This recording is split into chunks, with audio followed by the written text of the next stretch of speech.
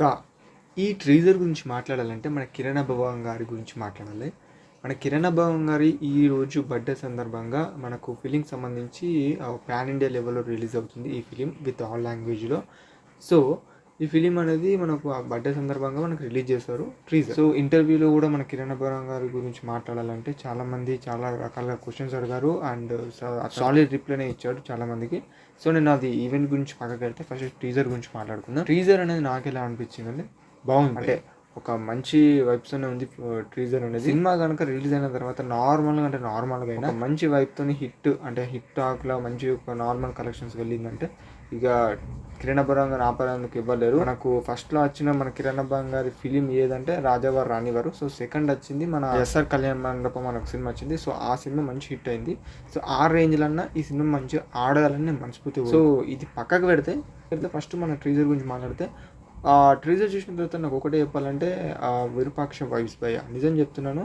ఆ కృష్ణగిరి అనే ఒక విలేజ్లో జరిగే ప్లేట్ డ్రాప్ అనేది మనకు ఈ ఫిలింలో చూడబోతున్నాం.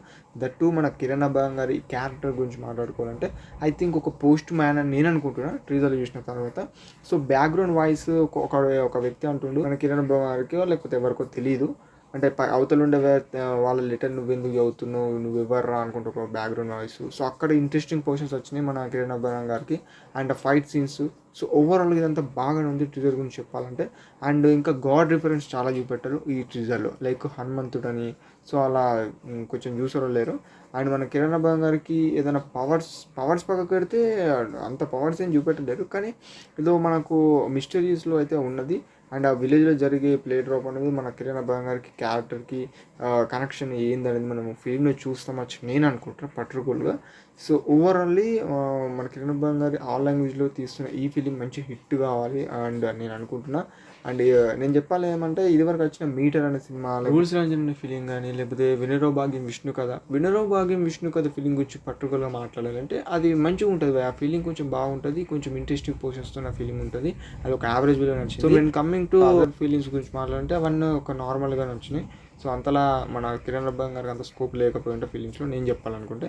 సో ఓవరాల్లీ స్క్రీన్ ప్లే కూడా అంతలా లేకుండా కొంచెం డల్ ఉంటాయి. మీటర్ అనే సినిమా కానీ, రూల్స్ రంజన్ అనే సినిమా కానీ, సో అదంతా కొంచెం వేరే ఉండే.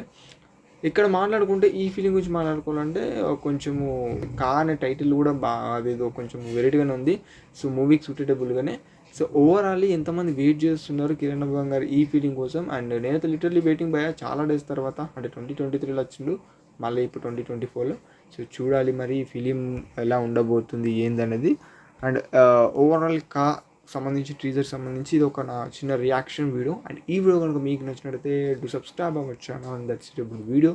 మళ్ళీ మంచిగా కలుసుకుందాం. ఏమైనా తక్కువ మాట్లాడితే క్షమించండి. And that's it video. Thank you to and thank you guys.